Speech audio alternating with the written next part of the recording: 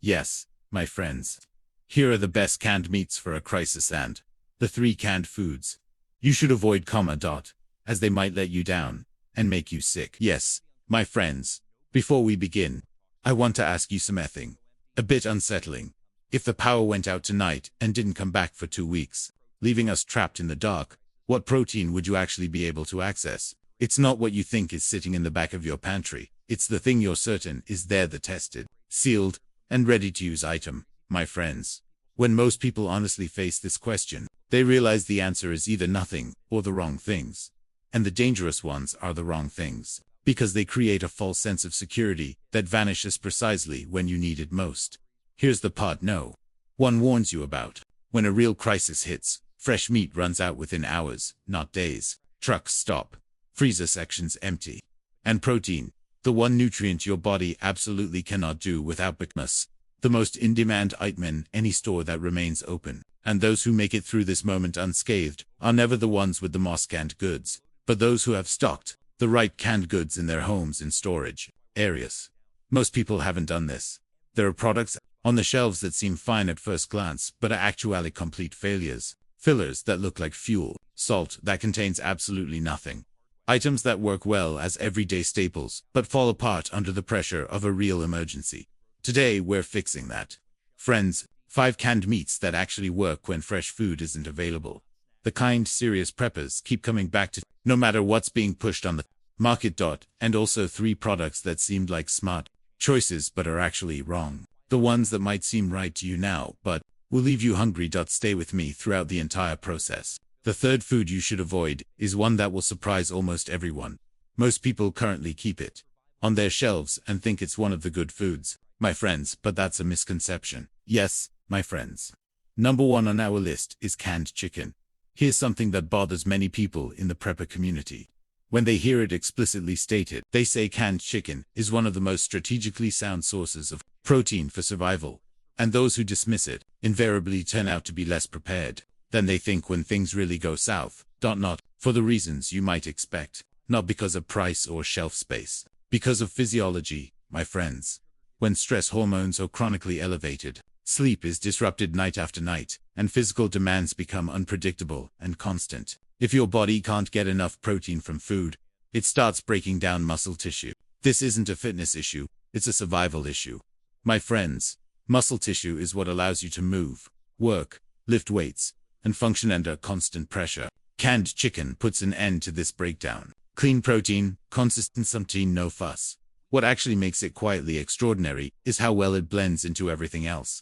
My friends, when you add it to rice and lentils, you get a complete amino acid profile equivalent to eating meat without needing a refrigerator, a hunting trip, or cooking equipment. When you add it to broth, it turns into a real meal with genuine nutritional value. Chop it up and serve it on flatbread. You can eat it cold when it's not possible to start a fire. A key feature that most people underestimate. It doesn't compete with other ingredients, it complements them. My friends, when every component in your supply needs to be spread across multiple meals, a protein source that blends in without standing out is not a limitation, but a tactical advantage. There's also a point regarding digestion that no one mentions, but which absolutely needs to be addressed. Under constant stress, with irregular eating habits and disrupted sleep patterns, the digestive system is already weakened. Heavy high-fat proteins place an additional burden on a system that's already struggling to handle so much. Canned chicken, on the other hand, is light, familiar, and easy to digest. For anyone with children, the elderly, or those whose systems are under physical or emotional stress, this reliability is far more important than taste. It won't look good in photos. It won't make anyone feel prepared to survive. It will simply work, no matter the circumstances. In a real emergency, this is the only item worth having on hand. Yes, my friends, that's why canned chickens have a place in your emergency stockpile. It saves lives in a crisis. Coming in at number 2 on the list is that famous canned tuna. Many people who underestimate canned tuna have never really stopped to think about why they need it. My friends, they see it as a diet food, an office lunch protein, or something eaten while trying to control calories. This mindset completely overlooks what tuna offers in the context of change. My friends, first, I want to start with the weight-to-value ratio. Canned tuna is among the foods with the highest calorie and protein density per gram that can be preserved without refrigeration. My friends, you can build up a significant protein reserve in a space where you couldn't even fit a single serving of a branded frozen or dried meal kit. When you need to combine ingredients, transport them, or pack real nutritional value into limited storage space. Friends, this density offers a genuine operational advantage that heavier products simply can't match. Tuna earns the respect of anyone who's done serious research on shelf life. When properly preserved, it stays fresh for years after the expiration date. Military ration programs and emergency preparedness systems around the world have included and consumed tuna for decades, not for its taste, but because it remains truly reliable over time without requiring any special preparation. My friends, the preparation protocol is exactly this.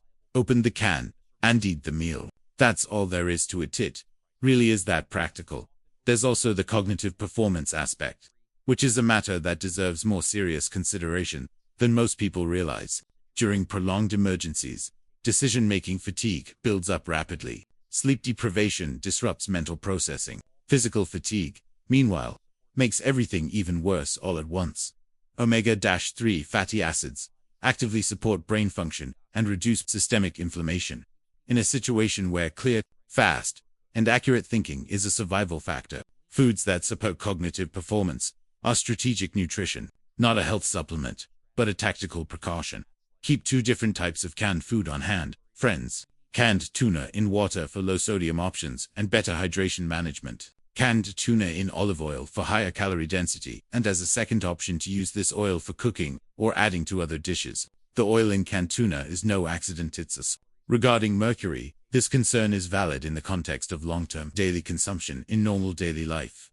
In a genuine emergency situation, protein deficiency, cognitive decline resulting from malnutrition, and physical exhaustion caused by insufficient calorie intake will lead to demonstrable harm much more rapidly than the accumulation of trace amounts of mercury. Refusing tuna on the grounds of mercury during famine is a form of logic that applies only under comfortable conditions, not when there are alternatives that would lead to deficiency. It's intentionally bland.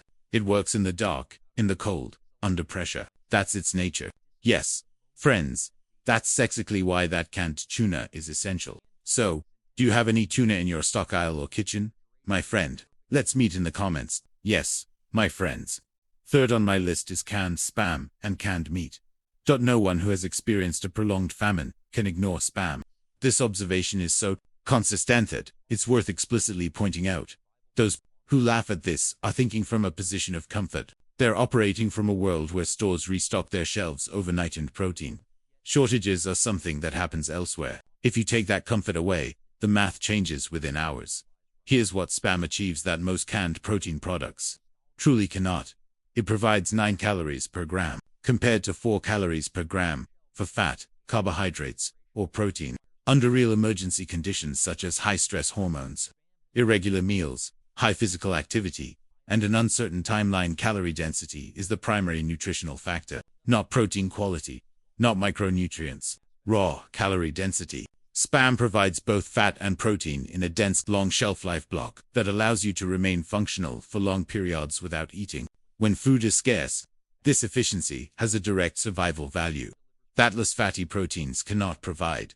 While the salt content is often seen as a drawback from a daily health perspective, it is actually an advantage in situations where spam is truly needed. During heavy labor, stress-induced sweating, dehydration, and physical exertion, sodium helps prevent cramps, dizziness, and circulatory problems. When consumed with sufficient water and light carbohydrates, it fully fulfills the body's required functions. The problem isn't the salt. The problem is applying the nutritional standards of a comfortable leaf gelato. Emergency situations. The zero prep factor is not a convenience feature. It is a survival feature. No fire, water, equipment, or light is required. Canned meat can be consumed directly from the can in complete darkness, while stationary, or on the move. In scenarios where fire draws attention, fuel management requires conservation, or any preparation entails an energy cost that cannot be justified. These foods possess direct operational value that overcomes each of these constraints. When a can of canned meat is chopped up with rice or beans, it can provide a significant contribution to multiple meals for a small group. This ability to stretch resources makes it not only a protein source, but also a logistical advantage. Nearly a century of real-world performance during wars, economic crises, supply chain disruptions, and prolonged famines. This success is no accident. It's backed by data, my friends. Next on our list, friends, is canned beef. This is a work meal. It's not a comforting meal, nor is it a practical one. This distinction is important. Canned beef isn't actually designed for quiet evenings or leisurely meals. It's designed for days that are calendending, when calorie burn is high and what you eat needs to match the energy your body is expending. In this specific context, it earns its place on the shelves in a way that softer proteins simply can't.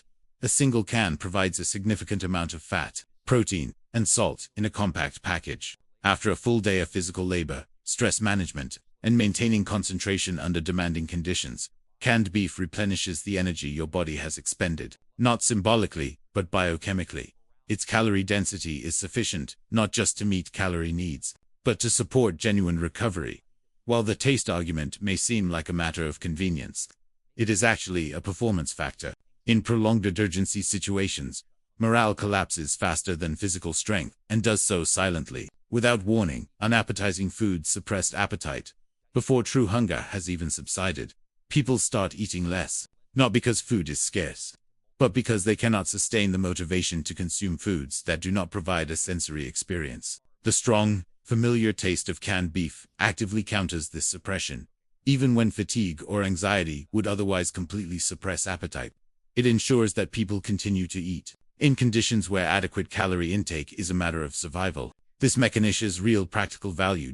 By chopping it into mashed potatoes, you can create a meal that is far more satisfying than either ingredient could provide on its own. By mixing it with rice or lentils, you can get multiple high-nutrient portions from a single can. This multiplication achieved from a single can is the exact kind of efficiency that matters when carefully rationing supplies over an uncertain period of time. When stored properly, it lasts for years without electricity, refrigeration, or any maintenance. It requires no upkeep and performs its function when called upon. This quiet reliability is the foundation upon which everything else is built. Yes, friends, we've reached number 5 on the list. Canned salmon and sardines. These are long-term protein sources. They are specifically designated for the weeks following the first week. This distinction is almost never made explicitly, but it should be. Short-term disruptions can't be managed with almost any calorie source. The human body is resilient when the process lasts for days. Long-term disruptions, however, are an entirely different category. Nutritional deficiencies aren't visible on the 3rd day, become significant by the 20th day. Bone health, cognitive function, the inflammatory response, immune capacities, these systems do not break down in obvious ways. My friends, they deteriorate silently and gradually, impair all other functions. Canned salmon and sardines address this very pattern of deterioration. Omega-3 fatty acids support brain functions through mechanisms not found in other canned proteins. Under constant stress, disrupted sleep, and accumulated decision-making fatigue, cognitive clarity is not a quality of life factor, but a survival variable. In these conditions, foods that actively support mental performance are strategic nutrition. The rees simply provide calories. The bones in canned sardines and salmon, though often viewed by most people as a nuisance or a manufacturing defect, hold real nutritional value in the long term. When fresh dairy products are eliminated and calcium supplements run out, bone health gradually deteriorates over time. Weak joints, muscle cramps, and structural fragility do not lead to dramatic failures. Instead, they create a cumulative fragility that makes everything even more difficult. The bones in these fish provide bioavailable calcium without requiring supplements or additional food. Sardines deserve a special mention here. My friends, they are small, inexpensive, widely available, and have a remarkably high nutritional value relative to their size and cost. A small can provides a combination of protein, fat, omega-3 fatty acids, calcium, B vitamins, and minerals, a combination that would otherwise require multiple other foods to provide. It requires no preparation. Open it, eat it, and move on. Objections regarding smell and texture are based on logic, rooted in comfort. In this context, the relieving question is simpler. Does this food maintain its functionality better over a long period of time compared to its alternatives? Canned salmon and sardines achieve this, and they do so consistently, without requiring any special conditions to work properly. My friends. Yes, friends. Here we are at those 3 canned foods that are dangerous and could expose you to hantavirus. First up is low quality. Canned turkey. Canned turkey seems like a smart choice. The category sounds right, too. However, the reality of the productive tin leads to disappointment in ways that have significant practical consequences. Water content is the main issue. Many products in this category consist primarily of meat broth, gel, and filler materials, along with only a small percentage of actual meat. When you open the can, instead of the concentrated protein you expect, you find diluted meat pieces suspended in salty liquid. Under normal circumstances, this is merely a quality complaint. But in an emergency where every serving must justify its existence, this becomes a significant failure that compounds with every meal you rely on it for. When you buy canned meat, what you're actually buying is protein concentration. Products that dilute concentration with volume require you to open more cans to achieve the same nutritional value. This causes you to deplete your supplies faster while experiencing energy shortages. This is the worst possible outcome in terms of rationing. Texture issues further exacerbate eating difficulties. Soft, fibrous, or gelatinous foods actively suppress appetite when under stress, when eating becomes a functional obligation rather than something the body craves. Physically unappealing foods accelerate the decline in appetite. This has direct consequences on calorie intake and, consequently, on physical and cognitive performance. The solution is simple. Choose canned chicken with a clearly stated meat content or premium. Canned turkey with visible meat pieces and a short ingredient list. If the label does not inspire confidence in the contents, the product does not deserve a place on the shelves in a genuine supply chain. Here comes the second product. Canned ham with fillers.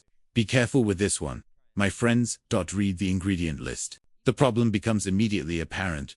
That binders, starches, sugars, modified proteins, flavor enhancers. None of these provide you with any meaningful nutritional value. Their purpose is to improve texture, increase product volume, reduce production costs, and make low-quality ingredients taste and feel like real food. Instead of the calorie and protein density implied by the packaging, you're paying for chemicals and watered out. The real issue here is the high sodium content. Without the corresponding calorie density, salt increases thirst. When combined with real fat and protein, the calorie yield justifies the cost of the water. When combined with processed starches and fillers, however, the result is thirst without fuel. In any scenario where access to clean water is uncertain, this is an actively harmful trade-off. You cannot afford to make time and again. While added sugars in meat products may seem like an unexpected finding, they are a constant nuisance in this category. The energy pattern derived from simple sugars, a short-lived spike, followed by a rapid crash, is the exact opposite of what sustained physical or mental demands require. Under real stress, with irregular meals and high energy expenditure, this crash immediately impacts the decision-making quality and physical capacity. The standard is quite simple. Products that are dense, honest, contain few ingredients, and have clearly identifiable protein and fat content at meal. If you need to eat more than what's listed on the label to get adequate nutrition from a product, that product is not survival food, it's a survival food imitation. And finally, my friends, those top-tier gourmet premium canned meats. These products aren't low quality. They've just been miscast. Pork braised in sauce, premium pates, handmade canned proteins, these are truly high-quality products. The problem is that here, quality, flavor, complexity, and culinary experience are what matter. Yet when a food supply chain needs to perform during a genuine disruption, none of these are primary factors. Calorie efficiency is the first shortcoming. These products prioritize flavor over energy density. A small can of meat with complex sauces and tender protein typically contains fewer calories and less protein than a similarly sized can of beef. Spam. In the context of rationing, this inefficiency is not a one-time issue. With every meal consumed from this source, the situation compounds. Shelf life is the second issue. Delicate sauces, creamy components, and premium-grade meat cuts optimized for flavor typically require more controlled storage conditions and have a shorter reliable shelf life compared to traditional serval proteins. A product that offers exceptional flavor under ideal conditions but spoils more quickly under suboptimal storage conditions is not an advantage but a disadvantage in a real emergency. Context. Third is cost-effective, spending significantly more per ounce on flavor at the expense of calorie density. protein concentration, and shelf life is the wrong choice for a basic food stockpile. Every dollar in a serious food reserve should be directed toward maximizing survival value. Gourmet products, by their very design, maximize something else. The proper role of premium canned meats is not to serve as a primary protein source, but rather to provide moral support within a larger supply chain. On a difficult day marked by a prolonged disruption, a single can of something truly extraordinary offers genuine psychological value. This value is legitimate, however, it can never replace the dense, reliable proteins that form the foundation of the supply chain. Using these correctly completes the process initiated by stockpiling. Rotate products continuously and without exception. Always follow the first in, first out principle. Even products with a long shelf life lose their quality over extended periods. Rotation allows you to utilize fresh stock rather than discovering defects when product replacement is not possible. Inspect every can before storing and before opening. Dents, bulges, rust, and compromised seals rendered the can unusable without exception. The cost of discarding a suspicious can is negligible. However, the cost of consuming contaminated food in situations where a medical care is unavailable is far higher. Ensure not just adequate protein intake, but complete nutrition. Canned meats, meat protein, and fat need. A diet based entirely on these two macronutrients will lead to significant deficiencies in vitamins, fiber, and micronutrients within a few. To meet not just calorie and EDs, but also full nutritional requirements. Consume them alongside grains, legumes, and dried canned vegetables. Storage conditions are critical throughout the entire time frame. Storing them in a cool, dark, dry environment, protected from temperature fluctuations and moisture, preserves both quality and safety. When the supply needs to last months rather than weeks. These are not supermarket products redesigned for convenience. These are tools designed for specific performance. Treat them properly, and they will perform even when everything else is uncertain. Which one is entering your supply first? Let me know in the comments. I read everything, and your response consciously guides others to make better decisions than they otherwise would. If this reached you while the shelves are still stocked, pass it on to someone in need. This gesture might be more important than you realize. Keep your shelves stocked. Stay healthy. Protein isn't optional, and the window of opportunity to take advantage of current prices is open right now.